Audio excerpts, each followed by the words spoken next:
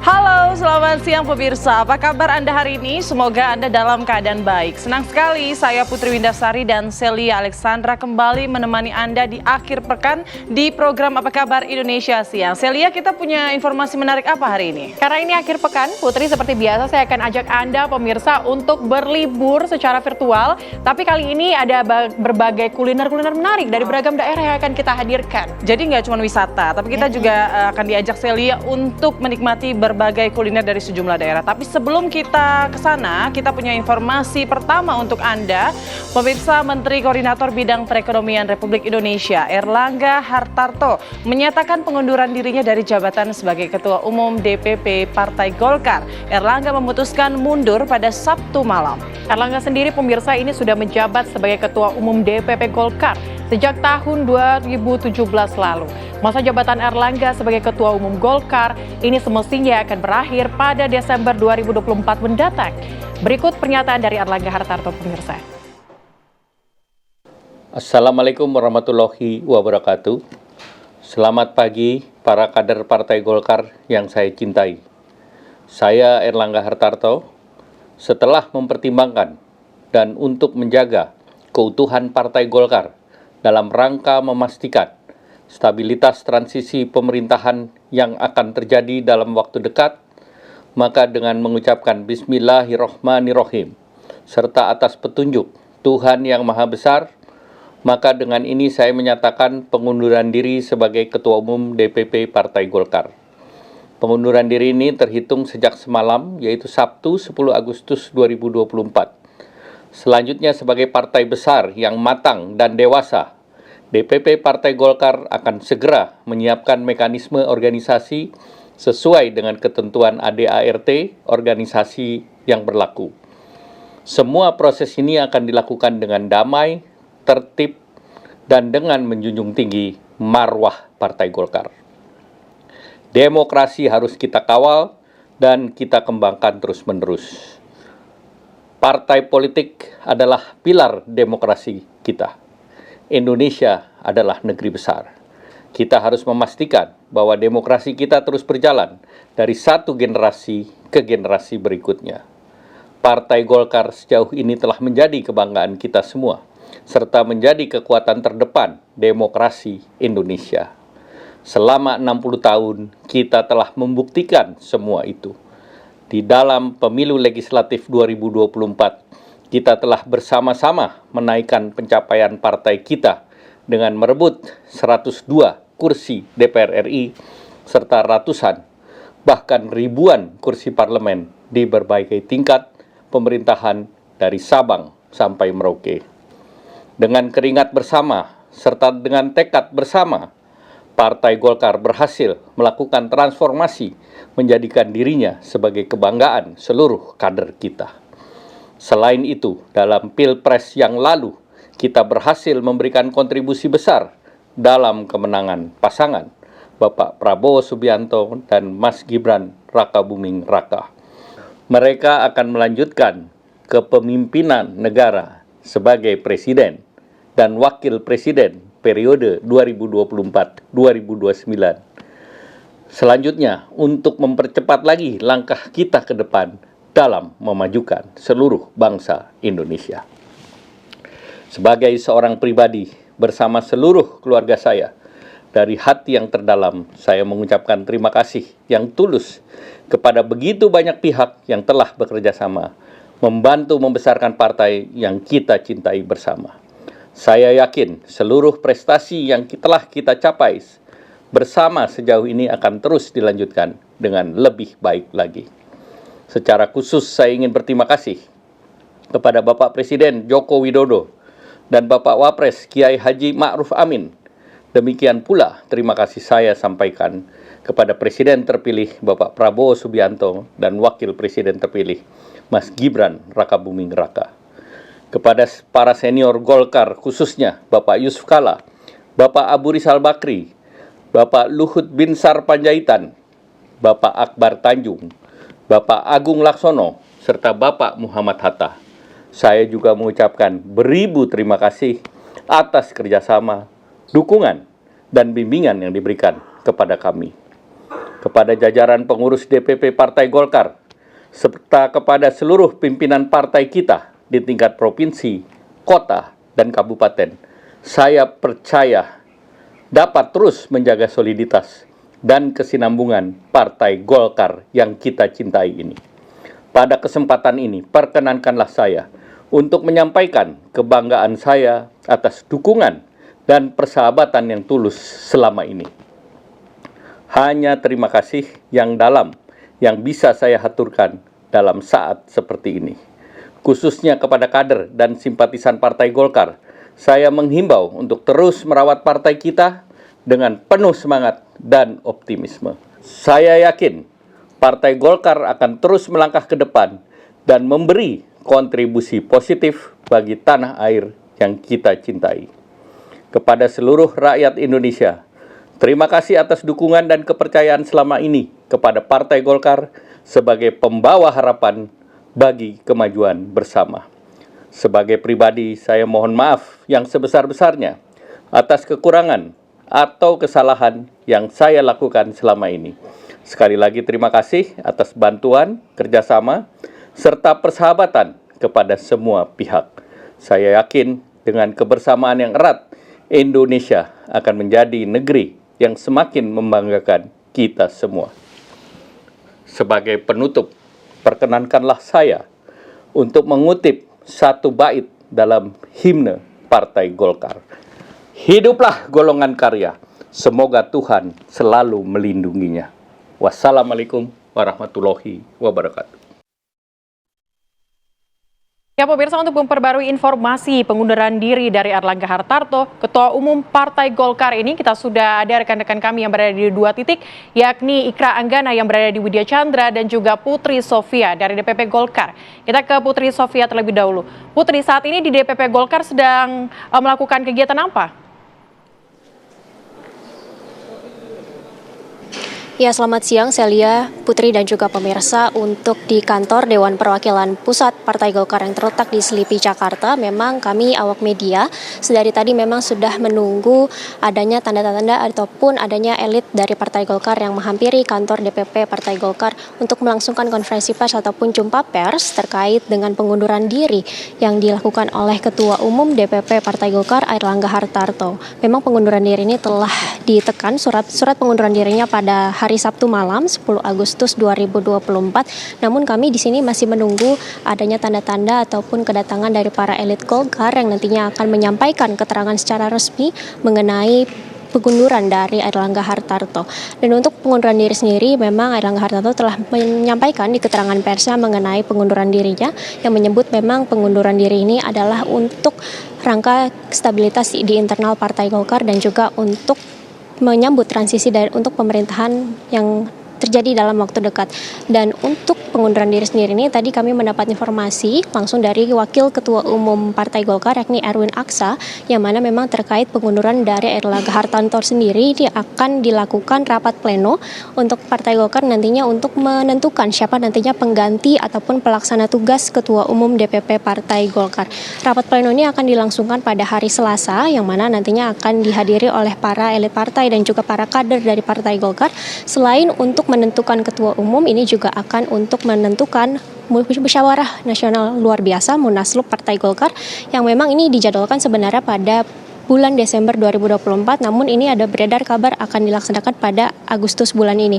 Untuk itu kami masih belum bisa memastikan bagaimana, maka dari itu memang kami sedang memantau yang ada di kantor DPP Partai Golkar mengenai siapa nanti pengganti dari Erlangga Hartarto dan juga bagaimana Munaslup yang akan nanti menggodok siapa nama-nama yang akan menggantikan ataupun menjadi pelaksana tugas dari Ketua Umum DPP Partai Golkar. Sementara demikian, Celia. Baik, terima kasih Sofia dari DPP Partai Golkar Jakarta. Selanjutnya kita menuju ke Ikra Anggana di kediaman Erlangga di Widya Chandra, Jakarta. Ikra, ada informasi terbaru apa? Siapa yang kemudian akan menggantikan Erlangga? Apakah Anda sudah memiliki informasi tersebut? Silakan.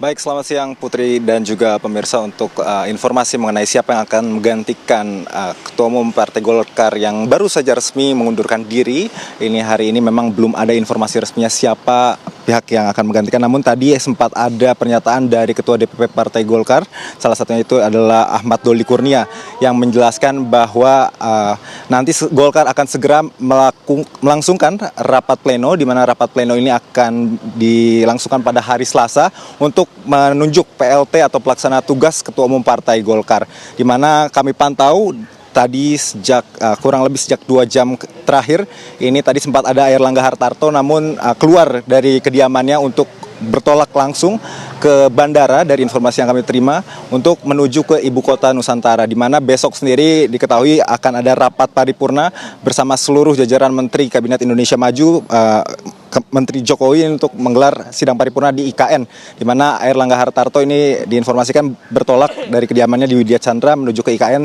tadi sekitar pukul 13.30 waktu Indonesia Barat. Dan tadi juga kami sempat melihat beberapa anggota Ketua DPP Partai Golkar seperti Maman Abdurrahman, namun tidak mengeluarkan statement apapun. Memang tadi Doli juga sempat menyampaikan bahwa pengunduran diri Airlangga Hartarto ini tidak berdasarkan paksaan dari pihak eksternal, dan juga beberapa hal lainnya seperti nanti akan segera menunjuk PLT atau pelaksana tugas Ketua Umum Partai Golkar. Sementara itu, Putri. Ya, Ikra Anggana, terima kasih atas laporan Anda. Dan memang kalau kita lihat saat ini ya Putri, ini belum ada pelaksanaan tugas ataupun yang menggantikan Airlangga Hartarto sebagai Ketua Umum DPP Golkar. Sebelumnya juga ada rekan kami Putri Sofia yang sudah mengabarkan atas laporannya dari DPP Golkar. Terima kasih rekan-rekan. Kita ke informasi selanjutnya, pemirsa. Salah satu konsep perancangan Ibu Kota Nusantara di Penajam Pasir, Kalimantan Timur ialah Green City atau kota hijau yang diwujudkan dalam pembuatan sejumlah ruang terbuka hijau yang dapat mengakomodir kebutuhan masyarakat. Kami akan hadirkan informasinya sesaat lagi.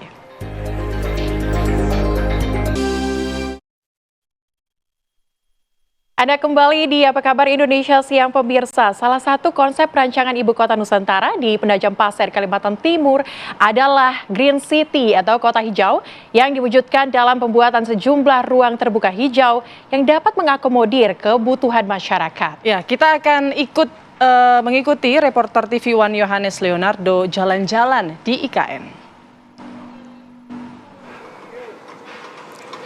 Aduh, pemirsa, saya sampai lupa kalau lagi liputan, karena di sini di teras Cakrawala saya kasihkan menikmati panorama hijau yang tersaji di kawasan inti pusat pemerintahan ataupun juga KIPP di Ibu Kota Nusantara di Penajam Pasir, Kalimantan Timur, di mana di titik kami berdiri saat ini tepatnya di teras Cakrawala menghubungkan Anda kemana saja jika Anda berdiri di tempat saya. Dan kemana saja titik ini menghubungkan dan apa saja yang dapat saya jangkau dengan berdiri dan menjelajahi teras Cakrawala. Mari ikuti perjalanan kami saat ini. Ini dia, teras Cakrawala.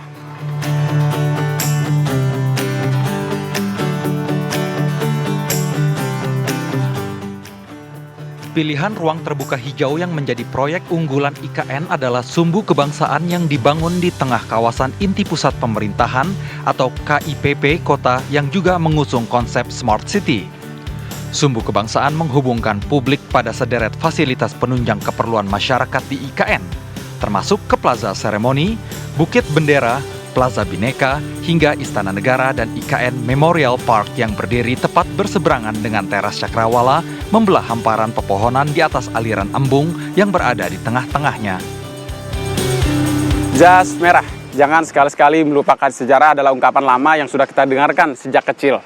Itulah yang coba dibangun dalam konstruksi IKN atau Ibu Kota Nusantara dengan membangun Memorial Park tepat berseberangan dengan Istana Garuda di belakang kami. Di mana untuk Memorial Park ini nantinya akan dibangun patung-patung para pahlawan untuk menghargai jasa mereka. Di antaranya ada patung Presiden pertama Republik Indonesia Insinyur Soekarno bersama dengan Wakil Presiden yang pertama Muhammad Hatta yang diproyeksikan akan dibangun di Memorial Park yang sudah ditandai dengan sayap Garuda yang sudah berdiri tepat bergaris lurus dengan Istana Garuda di Ibu Kota Nusantara.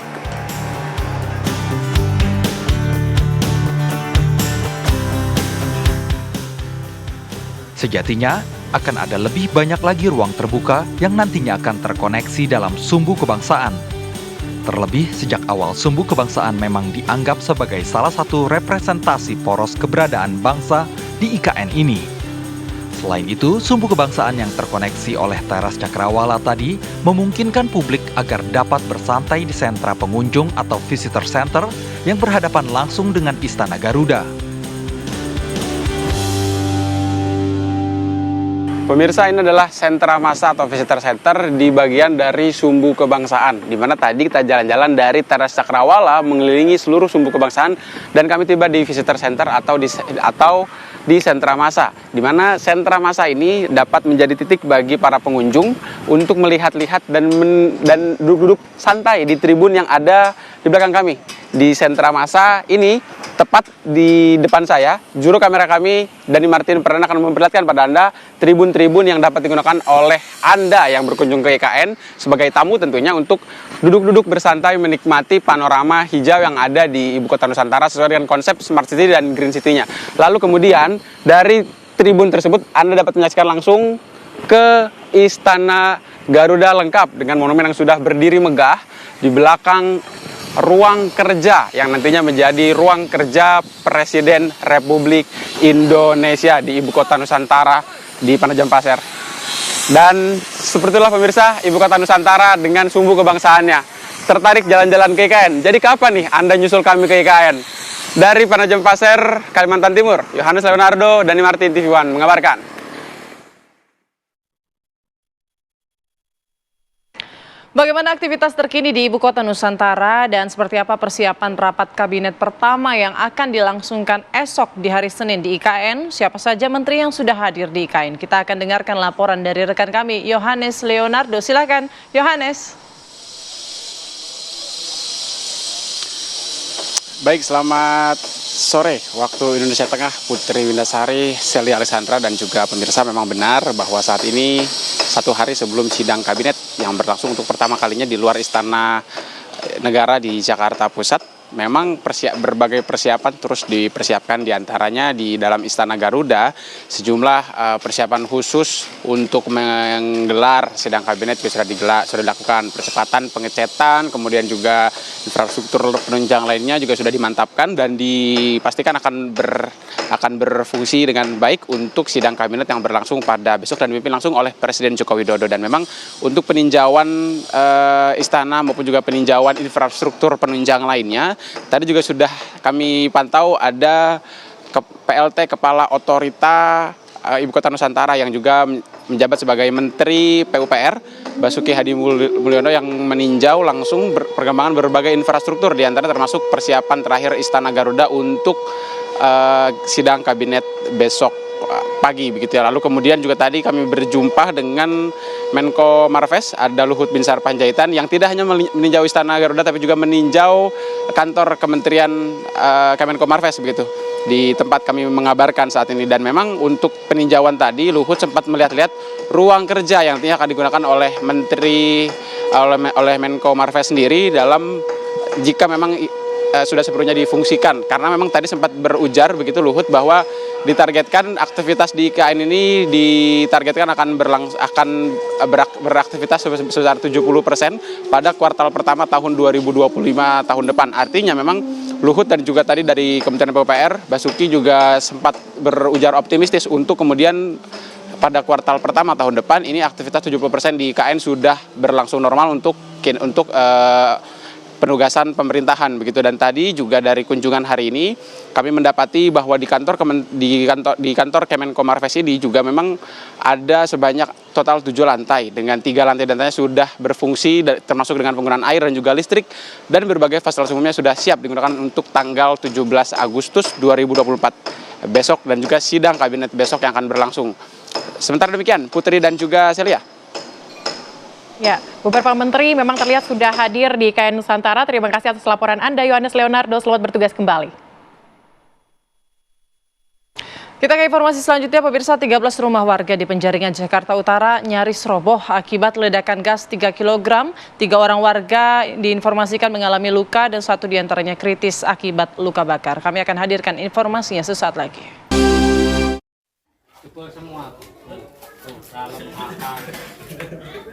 Garis polisi masih melingkar di rumah berlantai 2 di Jalan Kertajaya 4 Dalam, Penjaringan, Jakarta Utara yang hancur akibat ledakan gas 3 kg pada Jumat pagi.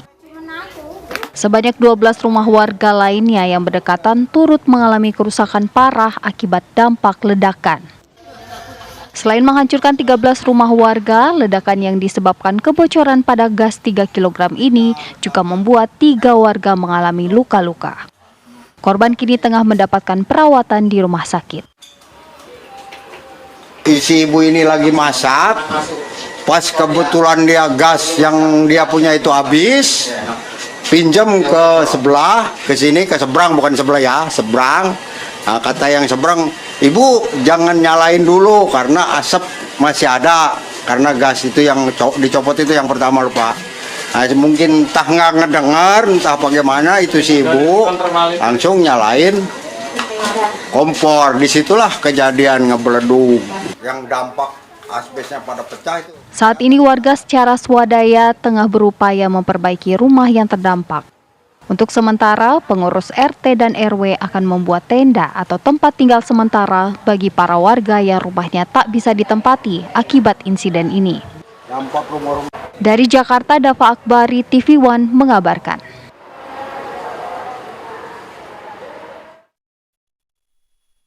Bagaimana kondisi dari 13 rumah yang sudah mengalami ledakan dari gas LPG ini? Pemirsa, kita akan tanyakan kepada reporter TV One, ada Faris Noval di sana. Faris, bagaimana kondisi terkini di sana?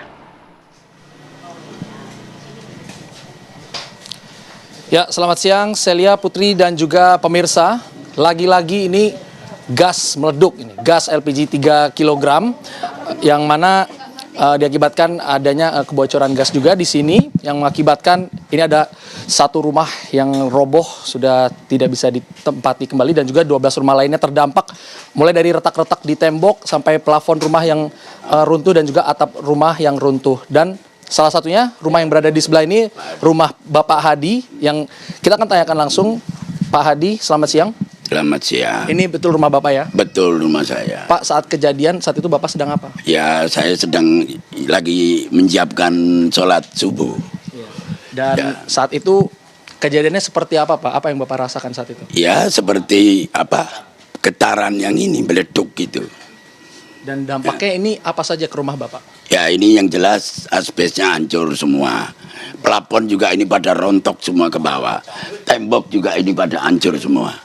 Nah ini, jadi harapan kaca juga hancur, yang tebalnya 5 mili itu pada rontok berkeping-keping, hancur semua. Masih bisa Bapak tinggali gak ini sekarang? Ya, nggak berani karena ya udah hancur atasnya. Gitu. Saat ini Bapak berarti untuk tidur? Ya tidur di sebelah. Mengungsi dulu? Mengungsi dulu, iya. Berarti bagaimana Pak harapannya Pak? Ya harapannya termasuk yang dari kanan kiri, depan belakang ini yang kena dampak ya, mudah-mudahan ini dari mungkin dari arah pemerintahan ini bisa untuk meringankan beban gitu.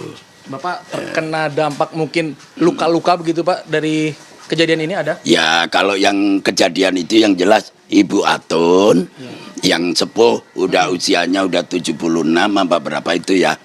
Nah kemudian yang dirawat itu kan tinggal Bu Atun, yang 2 sudah keluar dari rumah sakit. Yang 2, yang anak gadis itu, yang di atas tidurnya. Baik. Terima kasih Bapak Hadi, semoga harapan Bapak tadi dan juga apa yang Bapak butuhkan bisa cepat segera tersalurkan ya, baik dari pemerintah ataupun pihak-pihak lain. Ya, kita lanjutkan laporan kami pemirsa, dan memang korbannya ini, korban luka ada 3, Celia, Putri, dan juga pemirsa di Rumah Sakit Tarakan saat ini dirawat, dan juga 2 korban luka telah kembali pulang ke rumah karena memang lukanya tidak terlalu berat. Namun 1 korban yang tadi disebutkan juga oleh Pak Hadi yang bernama Ibu Atun yang berusia sekitar 70 tahun ini terkena luka bakar 45% dan rencananya memang hari ini atau besok akan menjalani operasi muka berdasarkan informasi yang kami dapat. Demikian Celia, Putri, kembali ke Anda di studio. Baik, terima kasih Faris Noval mengabarkan langsung dari Penjaringan, Jakarta Utara. Ya pemirsa, informasi lainnya akan kami hadirkan sesaat lagi di Apa Kabar Indonesia Siang.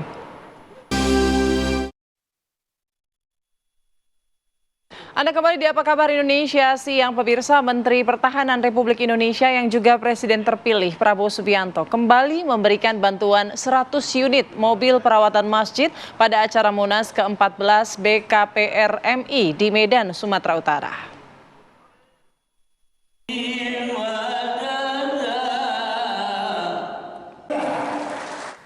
Badan Komunikasi Pemuda Remaja Masjid Indonesia atau BKPRMI menggelar Musyawarah Nasional ke-14 di Kota Medan, Sumatera Utara.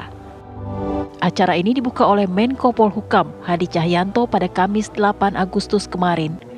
Pada acara Munas ini, Menteri Pertahanan yang juga Presiden terpilih Prabowo Subianto yang sebelumnya dijadwalkan menutup acara tersebut secara langsung tidak dapat hadir. Namun, Prabowo kembali menyumbangkan 100 unit mobil yang digunakan untuk perawatan masjid kepada DPW dan DPD BKPRMI serta generasi muda Islam se-Indonesia. Kepada pengurus remaja masjid, semoga apa yang diberikan selama ini kepada bangsa dan negara tolong diteruskan. Termasuk ada penyerahan kami 50 unit pertama dan 50 unit lagi 100 unit mobil daripada Bapak Prabowo Subianto akan diberikan kepada remaja-remaja masjid yang membersihkan masjid di daerah. Bantuan ini diserahkan secara simbolis 30 unit untuk DPW BKPRMI sepulau Sumatera. Nantinya 70 unit lainnya akan diserahkan ke BKPRMI Banten, Jakarta, Jawa, Sulawesi, Kalimantan, Papua, Papua Barat, dan Maluku Utara.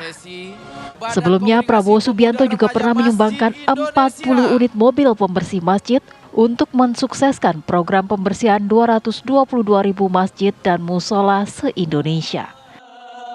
Dari Medan, Sumatera Utara, tim TV One mengabarkan. Pemirsa, kali ini kita akan ajak Anda untuk berkuliner secara virtual karena berburu kuliner di Kabupaten Tegal. Ini wajib mencicipi sop dengkil kambing di warung makan Ibu Camdi yang berada di sekitar eks pabrik gula Pangkah. Ya, selain dagingnya yang empuk dan mudah lepas dari tulang, kuahnya juga menggugah selera.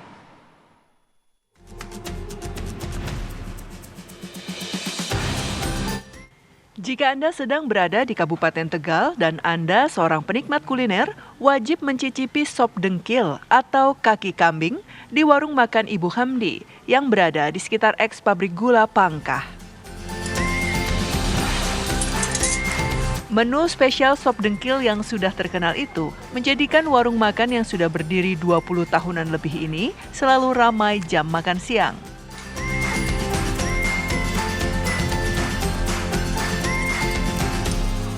Pengunjung warung makan Raos ini sebagian besar memang sudah langganan. Ini nih yang bikin ketagihan karena empuknya daging dan mudah lepas dari tulang. Bahkan meski dengkil atau kikil sudah habis dimakan, kuahnya juga bikin lidah tidak ingin berhenti menikmatinya hingga tidak ada yang tersisa. Yang menarik bagi saya ini adalah kuahnya. Jadi kuahnya itu memiliki ciri khas yang berbeda di tempat lain dan memang ini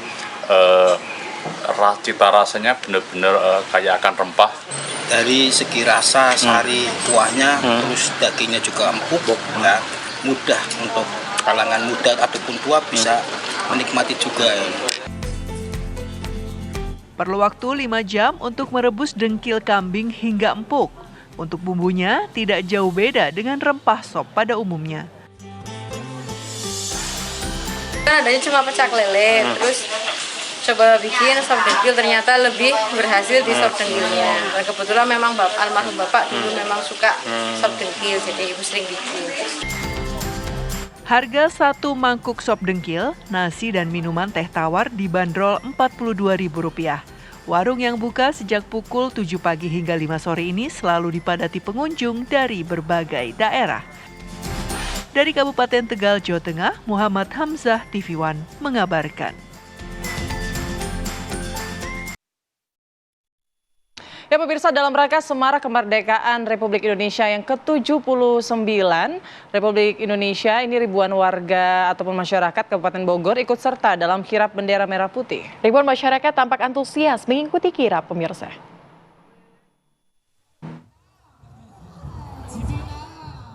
Memeriahkan semarak Hari Ulang Tahun Kemerdekaan ke-79 Republik Indonesia, pemerintah Kabupaten Bogor lakukan kirap bendera merah putih dengan rute mulai dari Lapangan Tegar Beriman dan finish di Stadion Pakansari Bogor, Jawa Barat. Ribuan masyarakat tampak antusias mengikuti kirap demi mengenang jasa para pahlawan yang sudah memperjuangkan kemerdekaan Indonesia. Kirap bendera merah putih ini memiliki makna menjaga semangat nasionalisme, integritas sebuah bangsa untuk bersama-sama membangun Nusantara baru demi Indonesia maju.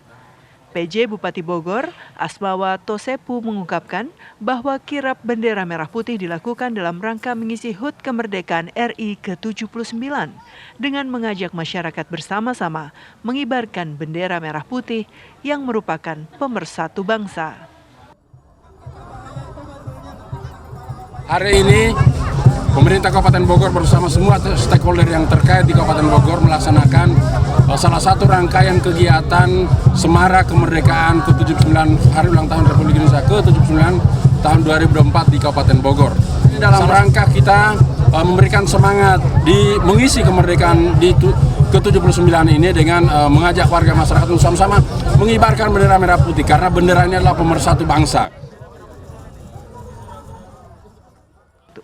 Selain kirap bendera merah putih, pemerintah Kabupaten Bogor juga menyuguhkan atraksi terjun payung dengan membawa bendera merah putih. Lalu, terakhir, ribuan nasi liwet disajikan untuk masyarakat peserta kirap. Dari Bogor, Jawa Barat, Usep Syarifuddin, TV One mengabarkan.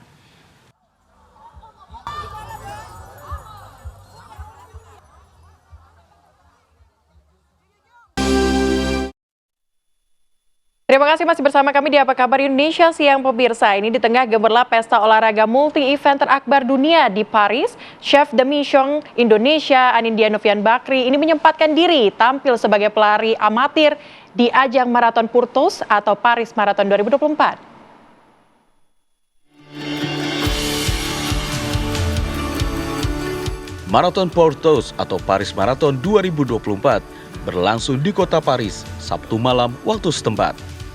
Event ini mempertandingkan dua kategori lari, yaitu fun run 10 km dan full marathon 42 km. Paris Marathon 2024 berlangsung meriah dan diikuti sekitar 4.000 peserta, termasuk diantaranya CDM Indonesia Anindya Novian Bakri yang turun di nomor full marathon 42 km. Mohon doanya, sebentar lagi saya akan lari maraton 42 km di Paris Olympic, rute yang sama dengan atlet elit. Jadi mudah-mudahan saya bisa menyelesaikan dengan baik, walaupun mulai jam 10 malam dan selesai jam 3 pagi. Untuk merah putih, walaupun sebagai atlet amatir, mudah-mudahan bisa memberikan inspirasi dan motivasi untuk semuanya mencoba untuk hidup sehat dan mencoba untuk memperbaiki taraf kesehatan dari waktu ke waktu. Indonesia Jaya.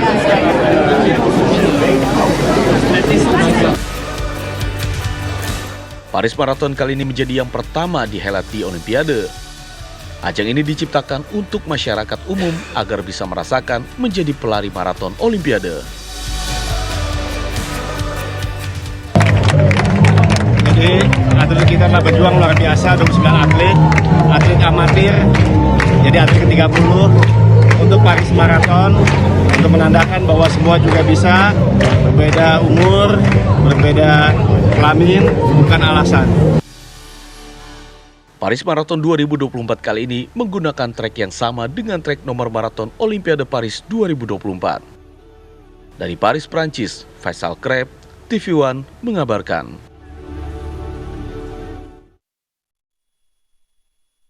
Kita ke informasi lainnya pemirsa, artis cantik Sania Marwa pasrah lantaran tak bisa menyerahkan kado ulang tahun untuk kedua anaknya selama 7 tahun akhirnya. Kado-kado tersebut dibukanya sendiri. Dan informasi berikut ini sekaligus menutup jumpa kita di Apa Kabar Indonesia Siang. Saya Putri Windasari. Dan saya Celia Alexandra, pamit undur diri pemirsa. Sampai jumpa.